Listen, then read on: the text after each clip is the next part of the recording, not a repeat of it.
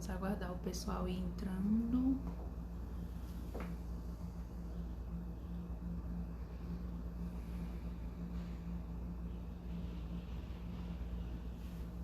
Olá, na nossa live de hoje eu vou abordar um assunto extremamente importante, que talvez devesse começar todo o trabalho por ele, que é explicar a questão da estrutura da psique e sua dinâmica. Eu vou falar sobre dois aspectos, sobre o aspecto da psicologia analítica de Carl Gustav Jung e sobre o aspecto da psicanálise freudiana. A psique é um programa que administra todos os nossos recursos, tudo que a gente possui, nosso dinheiro, nosso tempo, nossa inteligência, nossa saúde.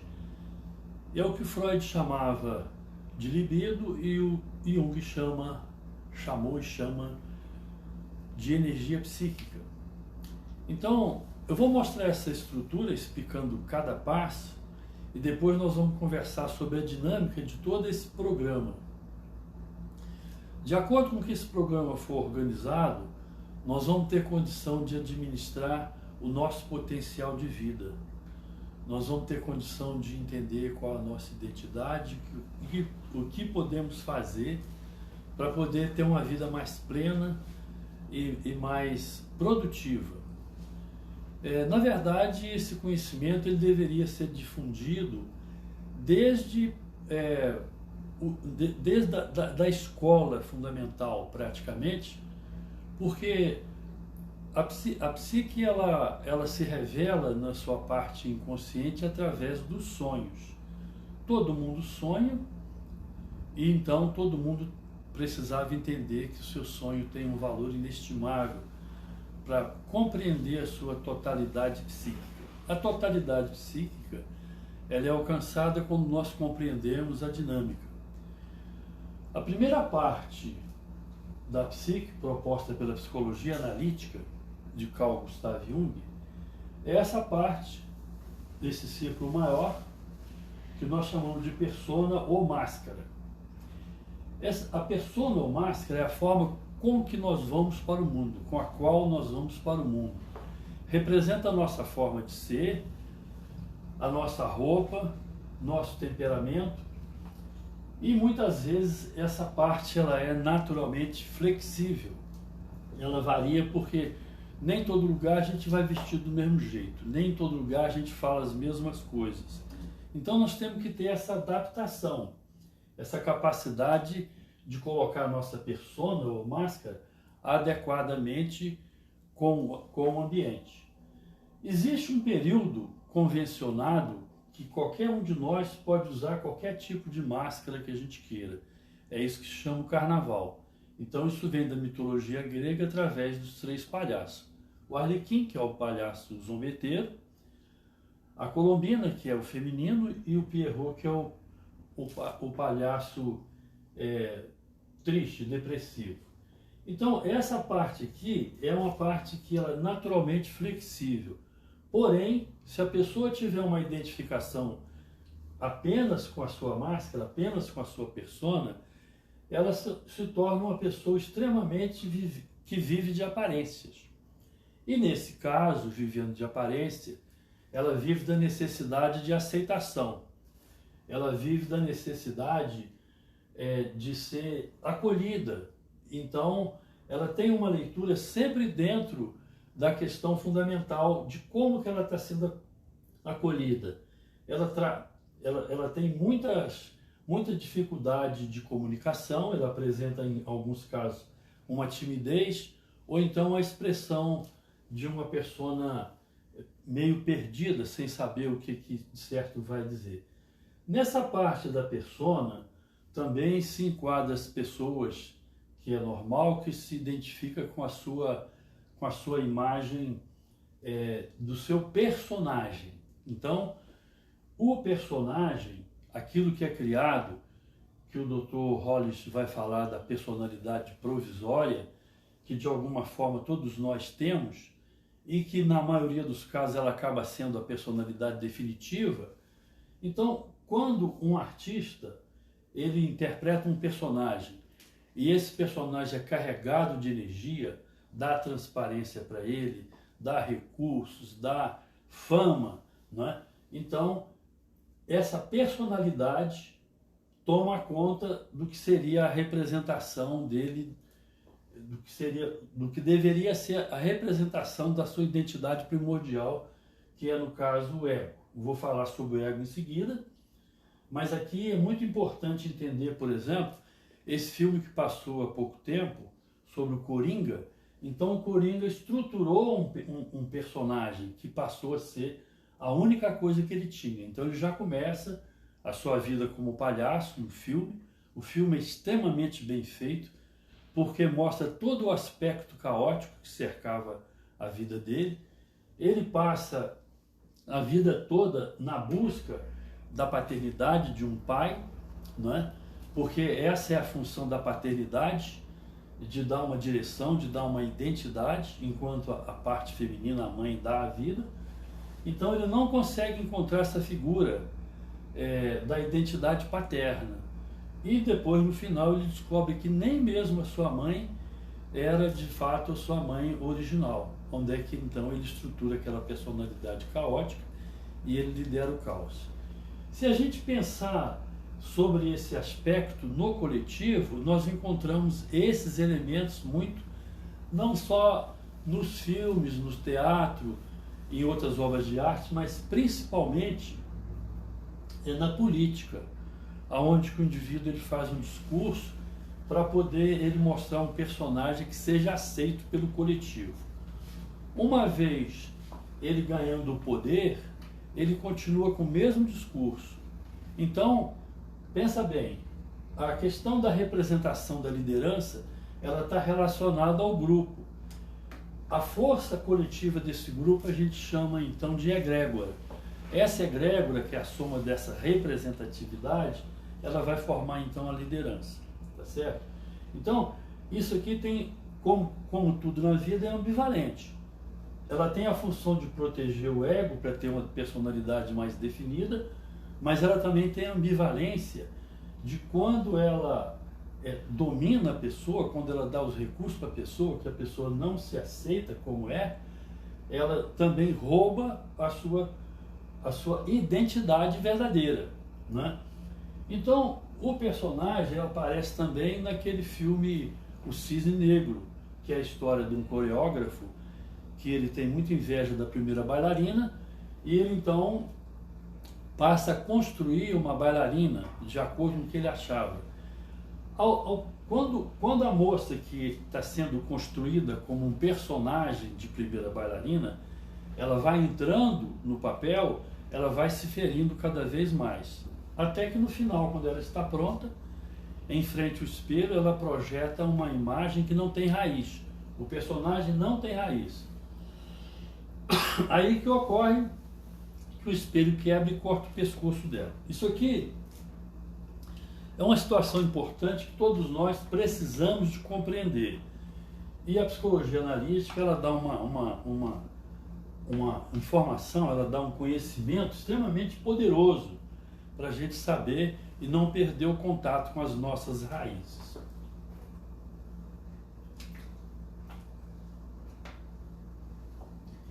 Logo abaixo da persona ou máscara, nós temos uma estrutura que é a nossa personalidade ou ego.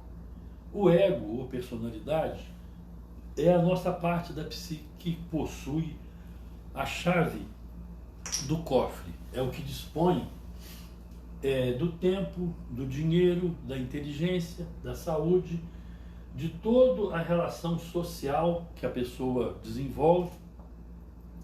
Então essa é uma forma melhor estruturada, ela já tem uma representação social dos seus documentos, da sua profissão, do seu modo de ser. Só que ele vai ter esse poder, vai empregar todos esses recursos, como eu disse, na psique junguiana, ele vai falar da energia psíquica, que é a totalidade da energia utilizada para a vida, e o Freud vai chamar de libido. Tem muita gente que a libido está relacionada a questão só do impulso sexual. Não é isso. A libido é todo tipo de energia que lança a pessoa para a vida. Então aqui nós vamos ter o ego, que ele vai ter um nível de consciência. Essa consciência vai, só para informação, dividir em 4 partes, que é o sentimento, intuição, percepção. Sentimento, intuição e 2 funções auxiliares. Percepção e pensamento estruturado. Não é? Pensamento, sentimento, percepção e intuição.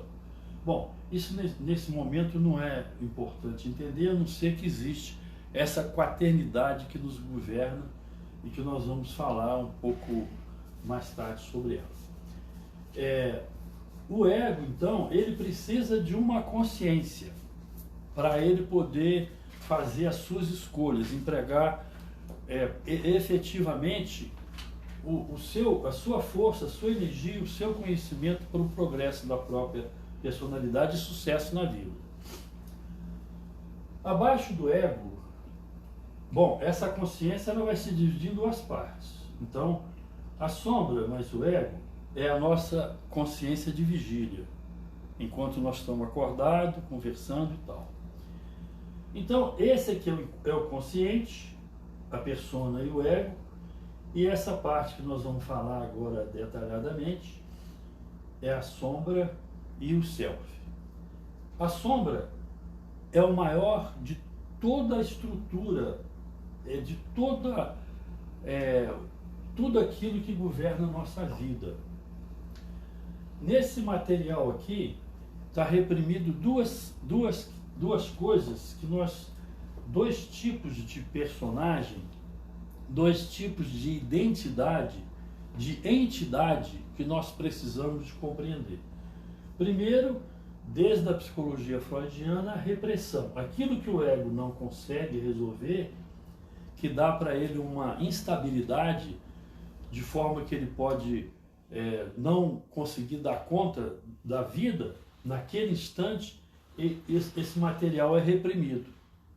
Só que ele é reprimido com uma quantidade de energia da vida. Então, esse material transitório, que deveria ser transitório, nós chamamos de complexo. Então, complexo é uma personalidade, uma parte do ego que tem energia que é reprimido na sombra. Só que isso aqui é reprimido a vida toda. E na verdade, durante muitas vidas. Então, isso aqui é imenso. É muito grande isso aqui.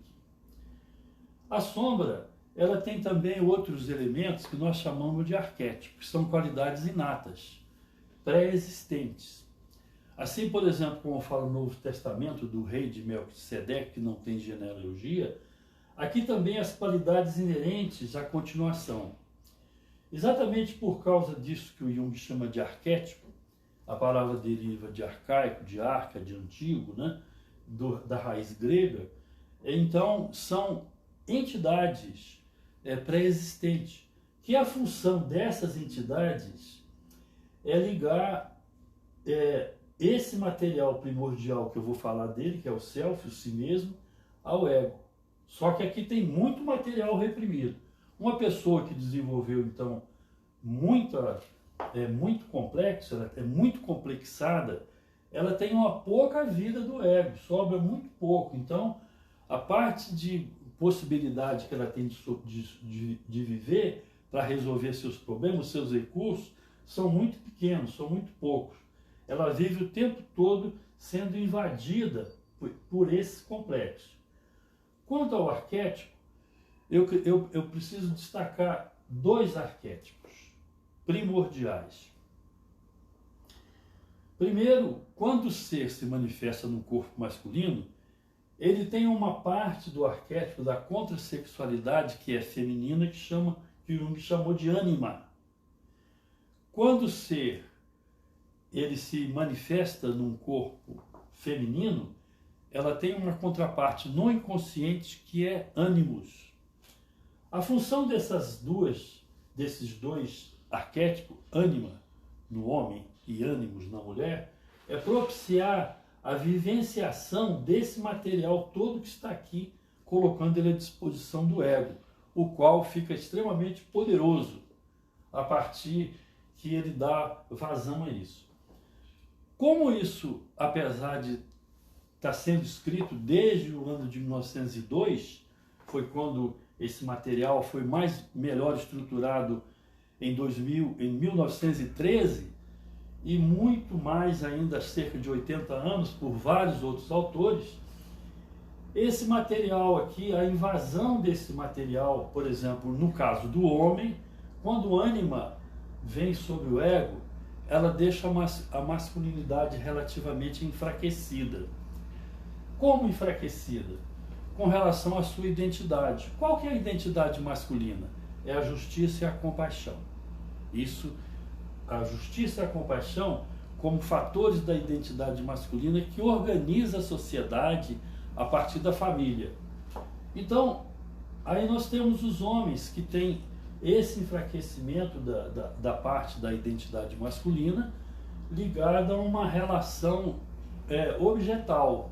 Além disso, com o caráter flexível, em muitos casos, ele fica perdido. Então ele fica buscando sempre um heroísmo através dos esportes radicais. Ele também não consegue lidar com uma mulher apenas. Ele está sempre procurando a mulher original, a mãe ou a deusa, que é representada pela mãe, que coloca ele no colo e vai fazer todas as suas vontades. Ele não consegue crescer. Esse tipo de homem, bastante revelado hoje em dia, revelado mais pelo progresso da mulher, eles chamam de puer a eternos, o pueril eterno, não é? Ele se apresenta então como um machismo exagerado, como uma falta de condição de lidar no seu trabalho. Ele nunca sabe qual que é o melhor trabalho dele, ele não consegue construir uma relação de projeto que é contínuo, e ele fica perdido naquele papel de Dom Juan. Ele vai passando de uma pessoa para outra e, naturalmente, que vocês sabem, cria um problema todo. Isso cria um problema enorme no mundo, né? Isso, então, é a parte do arquétipo de ânima, que é a figura misteriosa. Ânima pode ser tanto a fada, não é? Que é o caso da mulher mágica, que nunca envelhece, que está sempre infantilizada, ou então como a bruxa, como a mitologia mostra, a Medusa, aquela que transforma os homens em concreto, não é? Essa parte da Medusa tem outros nomes, que, por exemplo, Lilith, a primeira mulher de Adão, né? Então essa é a ausência total do feminino. Então nós vamos, essa parte da identidade masculina, invadida pelo arquétipo de ânima, deixa o homem perdido com relação à sua masculinidade. Isso cria problemas enormes na vida. Quando o elemento masculino, ânima, do inconsciente da mulher, invade o seu ego, a sua personalidade, ela tende a criar uma racionalidade que busca o poder, porque de certa forma o feminino foi abandonado historicamente. Só há pouco tempo que ele tem mais expressão, por causa que a própria ciência ajudou a mulher nesse sentido. A primeira questão que libera a mulher é a pílula anticoncepcional, que ela começa a ganhar algum poder sobre o seu corpo. Depois, todo o processo da mudança dos eletrodomésticos, que tira a mulher daquela relação contínua da casa e da representação como objeto do homem, que antes ela nem fazia declaração de renda própria. A renda dela era colocada na conta do marido, essa coisa toda. Isso não tem muito tempo, isso tem pouco tempo, né? Então essa racionalidade ela é construída com o prejuízo do que seria feminino. Mas o que é o feminino real? O que é a plenitude do feminino? É a estética, a celebração, a beleza. Então, toda a história da Renascença, toda a história do Iluminismo é uma história da alma feminina que se expressou de uma beleza incomensurável e nunca antes repetida. O despertar da alma, então, é o despertar do feminino. O poder do feminino é muito maior do que as pessoas pensam, muito maior do que as próprias mulheres pensam. Tudo que é criado a partir do feminino. Tanto na história da mitologia, entre a relação do caos que se transforma, se divide em Cronos e Geia, né? Cronos o tempo, Geia a terra. Então, os filhos de Cronos e Geia eram devorados pelo tempo, até que Geia dá uma pedra para que Cronos o tempo consome, e ela então consegue tirar primeiro Zeus, depois os outros deuses, que são, dentro da mitologia, os pais da humanidade. A mesma história se dá no Gênesis. A mulher é tirada da costela de Adão.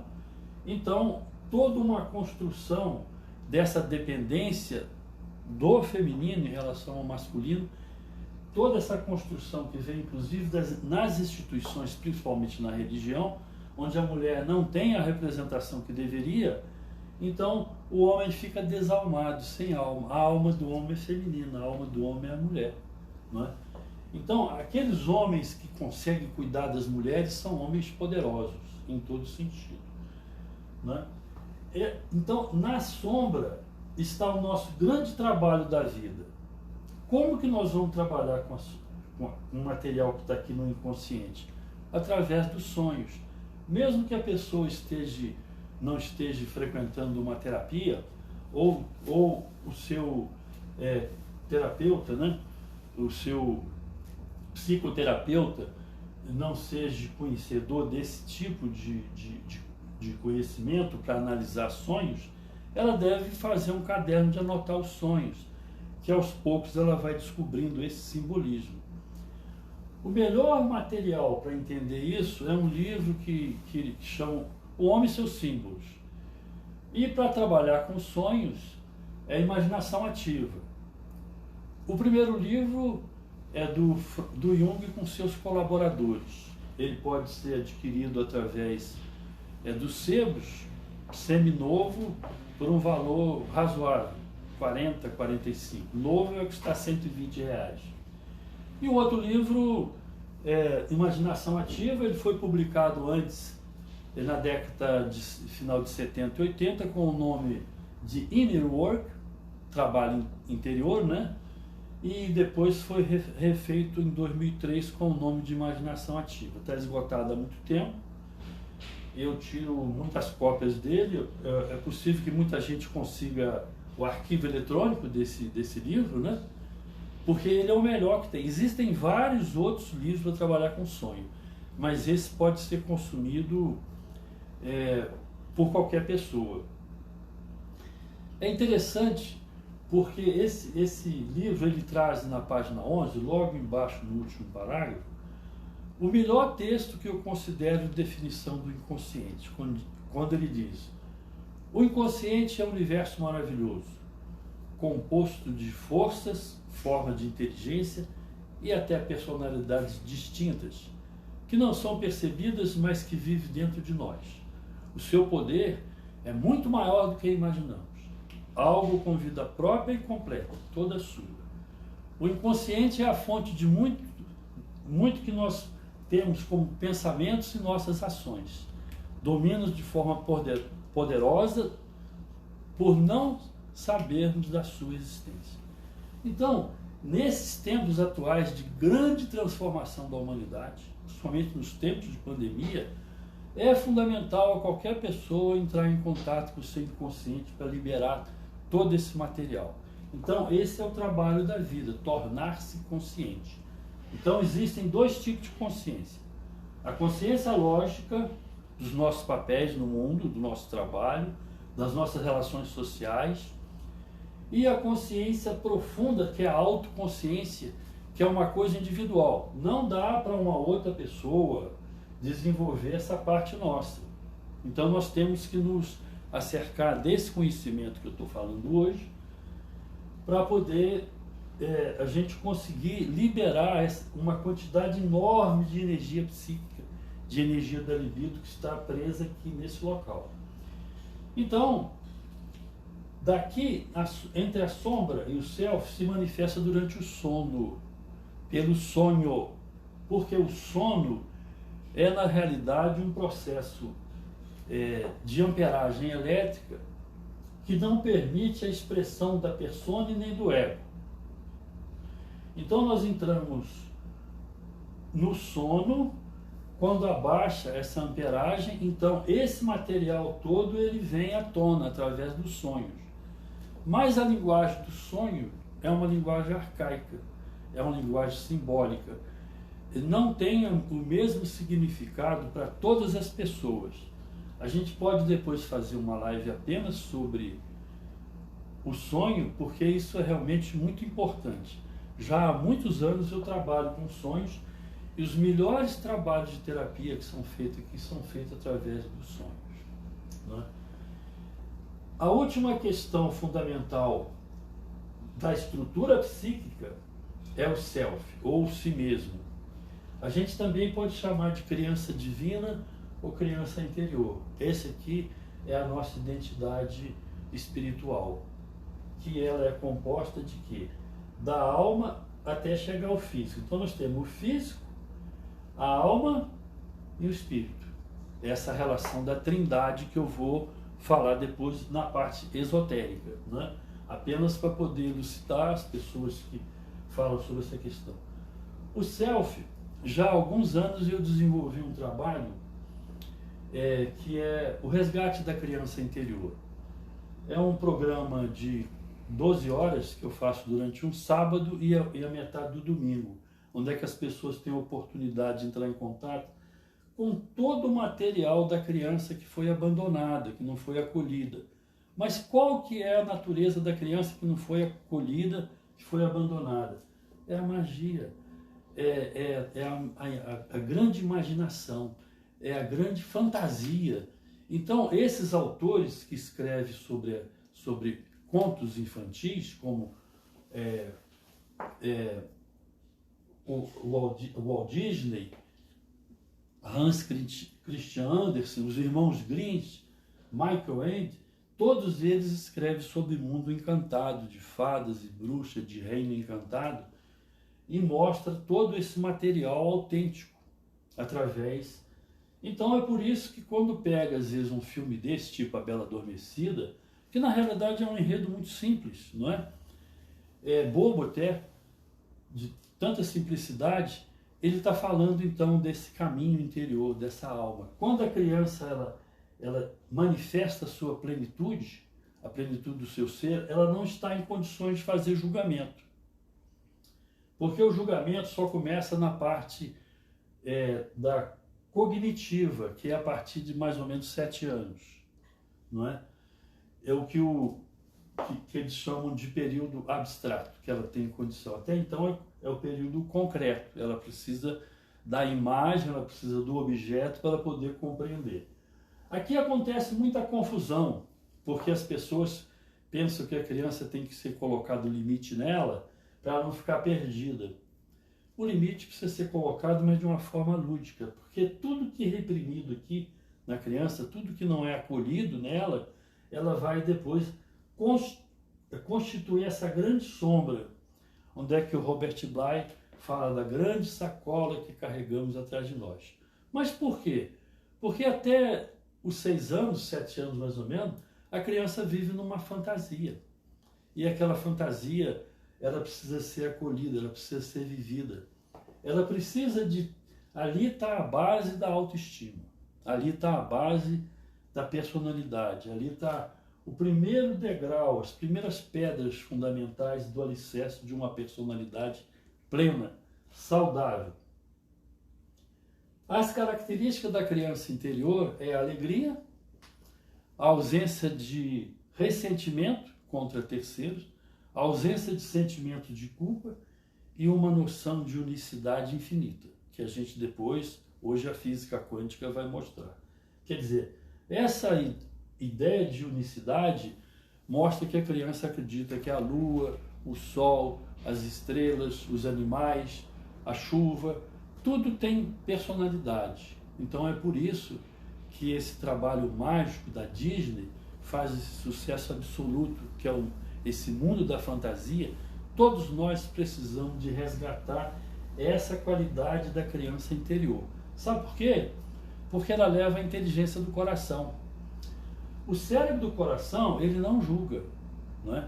Quem julga é a racionalidade que está na persona, está no ego. Se ele não julga, então ele tem uma conexão profunda com o estado de desapego. Desapego não é ser pobre, desapego não é não ter nada. O desapego é entender que nada identifica essa criança interior, porque ela é infinita. Então, assim como está no Novo Testamento, a não ser que o homem volte a ser criança, ele não entra no reino. Ou então, aonde que o Nietzsche vai falar das 3 transmutações, quando o espírito é camelo, ele se ajoelha e é carregado de carga e vai para o deserto, e no deserto não tem água, não tem sombra, e no mais profundo do deserto, quer dizer, no mais profundo da crise existencial, então o espírito que antes se transmutou em camelo, ele se transmuta em leão. O animal solar poderoso, ele requer então o direito à sua própria vida, à sua própria identidade. Então, o sistema todo, o que é estabelecido de domínio, diz: você não tem que ter direito a nada, é uma vergonha, é uma indecência você querer direito à sua própria vida, porque tudo que existe sou eu. Tudo começou e tudo acaba comigo, mas ele insiste. Então, Nietzsche vai dizer: mas, meus irmãos, de que é capaz o leão? De que não é capaz o leão? De que ele é incapaz?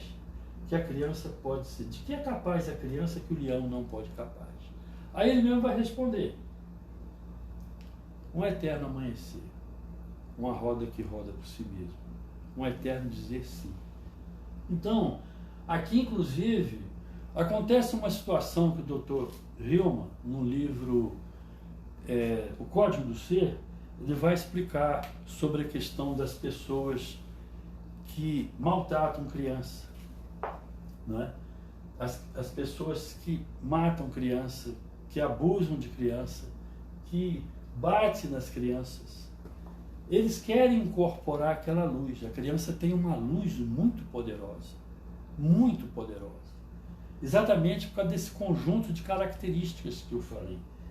Então, essa loucura da pessoa tentar, não teve essa vida, não teve não foi acolhida nessa sua existência, ele busca então incorporar isso.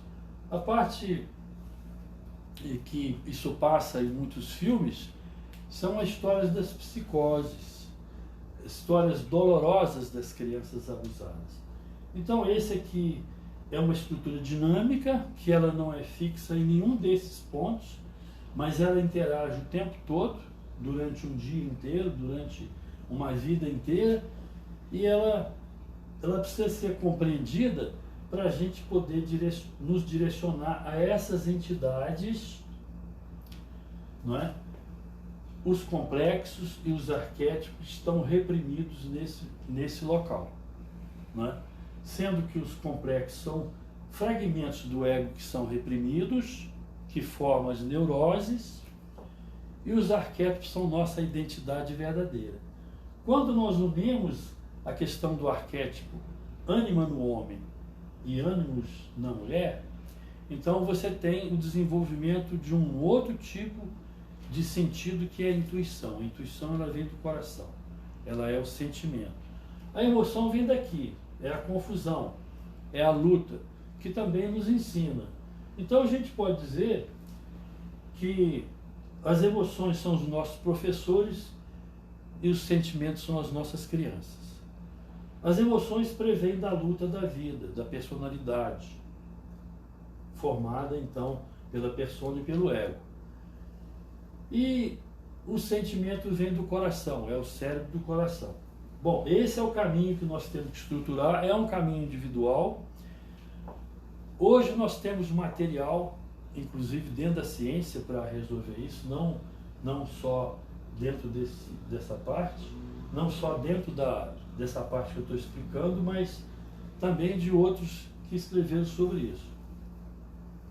Eu queria agora falar sobre a diferença que existe entre a ideia da psicologia analítica, que ela propõe um trabalho de fora para dentro, ou melhor, de dentro para fora, tá certo? De dentro para fora. Então, como diz o Dr. Hillman, nós não podemos vencer todos os nossos complexos, eles é que desistem de nós. Mas como que eles desistem de nós? Eles desistem de nós quando a gente não dá alimentação para eles, não dá vazão para eles, não alimenta o vício, não alimenta o medo, não alimenta um monte de emoções tóxicas que governam as nossas vidas. Como está no livro do Dr. Hollis, Assombrações, os fantasmas que governam a nossa vida, né? Bom, eu queria falar agora sobre essa outra parte aqui, para poder fazer uma diferença sobre a estrutura proposta por... Eu vou ter que tirar isso aqui, né? Só um instantinho, cara. Eu vou ter que tirar isso aqui, não dá para eu pendurar a outra parte se eu não tirar. Mas o fato de eu tirar, eu não vou perder. Você pode arrancar essa folha?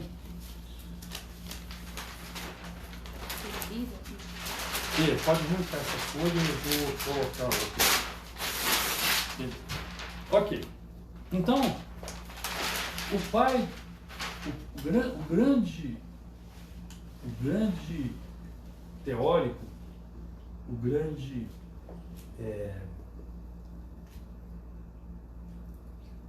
iniciador de todo o processo do conhecimento da psicologia como a ciência, embora não seja tido como o pai da psicologia, mas o Wundt, um pouco antes dele, mas quem estruturou de fato um conhecimento profundo foi exatamente o Freud, não é? E ele, que é o mais conhecido, ele tinha um talento especial de escritor, escreveu parece que 28 obras, não é? E aqui, então, o Freud, ele coloca a estrutura psíquica dessa forma: o id, que é o impulso, o desejo; o ego é o elemento que realiza o desejo, e o superego é a proibição. Bom, a pessoa não consegue sair desse esquema. Ela tem, então, vontade, desejo, necessidade, seja lá o que for. Esse desejo não é uma questão apenas no sentido, vamos dizer assim, pejorativo. Muitas vezes as pessoas ficam pensando que isso aqui está ligado à questão da sexualidade, mas não é só isso, é tudo, não é? E então ele quer realizar isso. E o ego é o elemento que na vida é o agente que realiza isso que o id está querendo. Só que existem as leis. A pessoa não pode. Existe todo tipo de impedimento.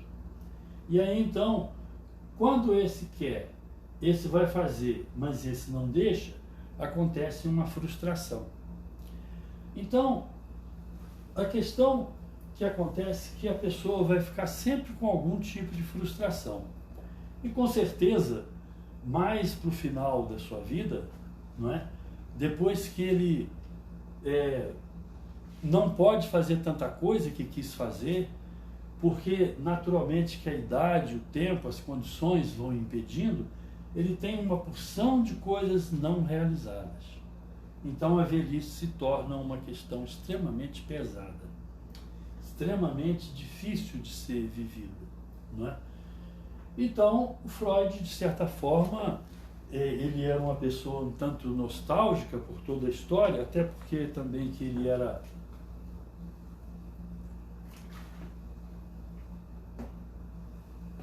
um judeu criado na Alemanha, e o pai dele tinha que viver dentro daquelas raízes iniciais do nazismo, embora o nazismo veio na sua crueldade muito mais tarde, mas ele tinha uma relação muito ruim com o pai e uma relação muito boa com a mãe. Daí a quantidade de material que ele trabalhou, que ele escreveu.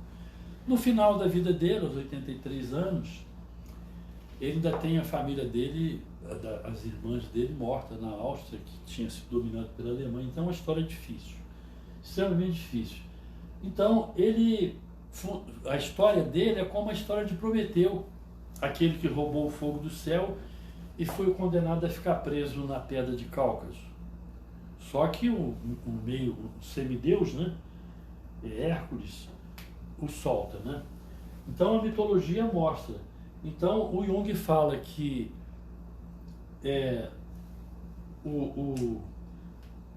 o castigo da solidão é para aquele que roubou o fogo do céu, para quem chega.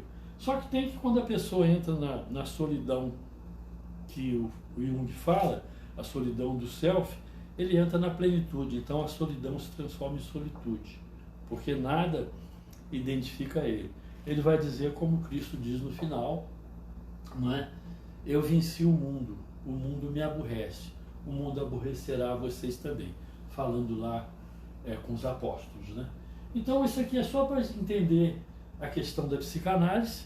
A psicanálise, o Freud, então, logo no início do seu caminho, ele busca um trabalho na França com Jean Charcot, que trabalhava com a hipnose, e o indivíduo, sobre o efeito hipnótico, ele então revelava qual a origem da sua histeria. Naquela época tinha muita histeria de conversão que aparecia no corpo, ainda tem, mas hoje ela é muito mais comportamental, né? Uma pessoa histérica, ela perde a relação com a realidade. Então, como a pessoa, quando era retirada do transe hipnótico e era revelado para ela a causa fundamental da sua histeria, ela não recuperava os sintomas da histeria.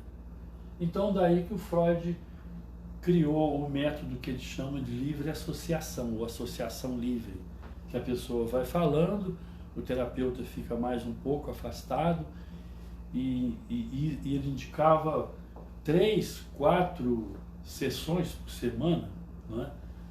Então a diferença aqui seria um trabalho de fora para dentro, o outro seria de dentro para fora.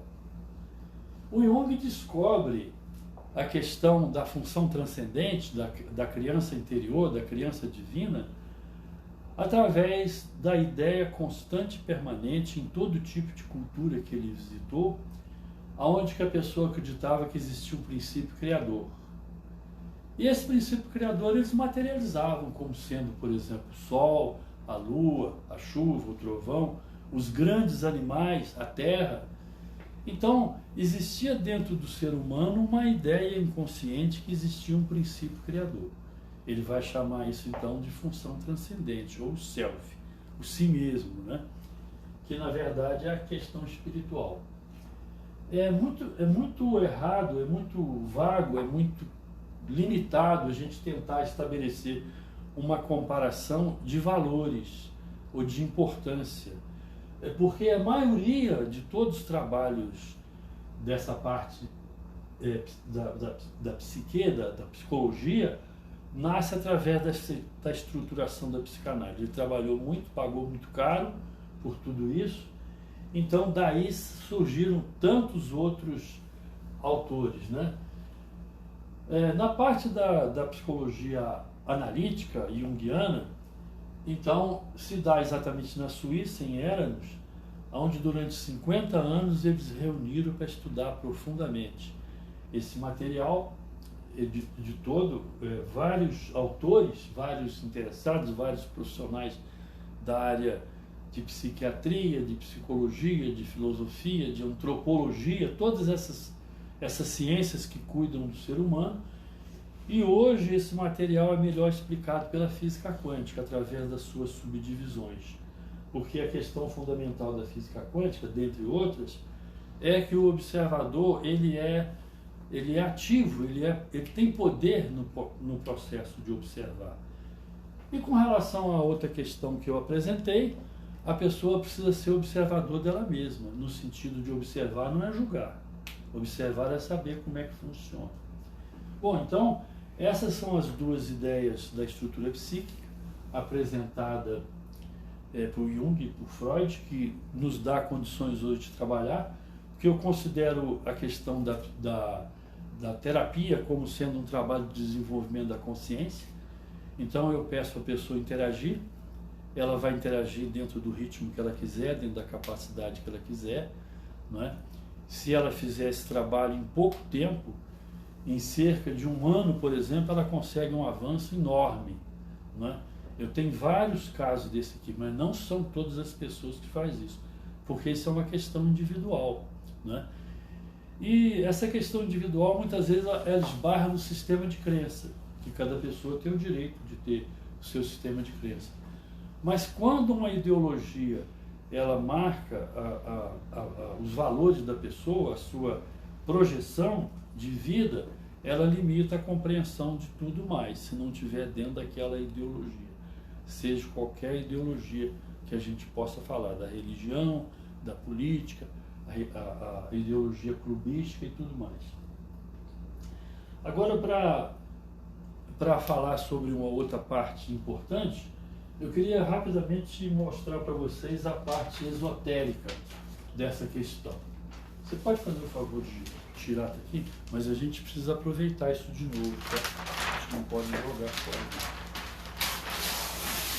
Isso.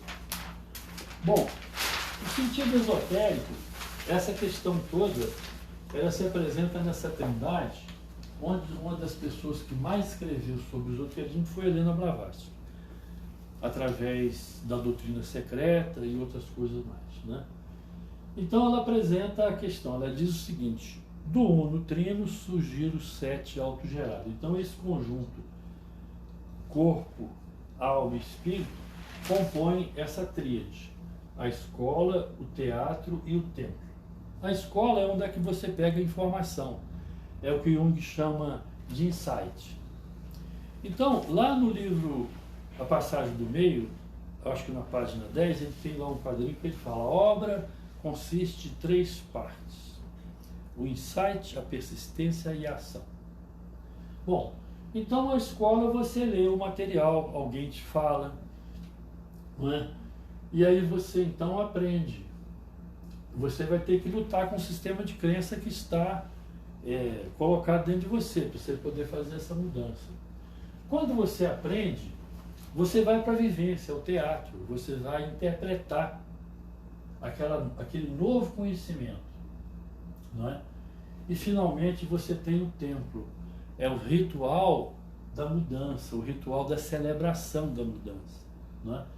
Então você tem essa trilogia: escola, teatro e templo, e aí você tem os movimentos. A escola, ela permite a transformação. Quando você transforma, você tem que superar todo o conjunto de crenças, toda a relação social, todo tipo de atitudes e grupos sociais que você antes tinha identidade e frequentava. Isso aqui não é fácil, porque tem muita gente que faz o que não quer, come o que não quer, para poder pertencer a determinado tipo de grupo. Então você vê que superar, entrar na prática, a superação, a persistência em pegar um novo conhecimento e trazer para a prática não é fácil. Mas depois você vai fazer esse trabalho interno, metástase, quer dizer, eu vou fundir uma nova consciência à minha realidade. Bom, isso aqui é o despertar de Buda, é o que chama de iluminação, é o que chama de uma consciência. Isso aqui vai atrapalhar os nossos papéis no mundo, como se o mundo não valesse nada, como se o ego não valesse nada? Coisa nenhuma. Não é nada disso. Ele vai ficar muito mais poderoso, o nosso papel no mundo, ele vai ficar porque a gente vai desenvolver a capacidade do desapego de forma real. A gente não vai ser mais necessário a gente fazer o que não deve para agradar os outros, consumir o que deve para poder satisfazer um complexo, um vício qualquer. Então, esse processo, ele é fundamental na dinâmica da transformação e a gente passa etapa por etapa, não é? O conhecimento desse material, como eu falei, do material da estrutura psíquica, o que interessa para nós nos dias atuais seria, os dias atuais são de grande transformação. É por isso que empresas, instituições centenárias, poderosas, de repente elas perdem todo o seu poder. E ideias que surgem rapidamente, elas se tornam o patrimônio mais poderoso. Então, esse processo foi descrito num livro do Jung, em 1956, que chama Presente e Futuro, na verdade um pequeno ensaio, que ele fala que o inconsciente do homem está mudando. E essa mudança acontece à revelia do homem, não é uma escolha. Não é uma escolha natural. E o homem terá que dar conta dessa grande mudança se ele não quiser que a tecnologia, a ciência destrua a sua vida. Eu entendo essa destruição como sendo o desenvolvimento de matrizes artificiais sem sustentabilidade. Tanto no sentido da biologia, quanto no sentido do significado ou da própria personalidade. Uma personalidade consciente, que continua no processo da criação infinita, que é, na verdade, o ser humano, ela é construída através daquelas várias etapas, daqueles várias entidades ou várias áreas de atuação daqueles elementos.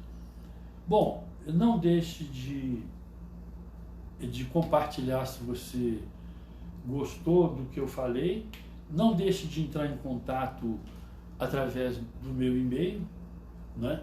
osmarfranciscodos santos@gmail, tudo junto, osmarfranciscodos santos@gmail.com.br, o meu blog, blogdoosmar.com.br, e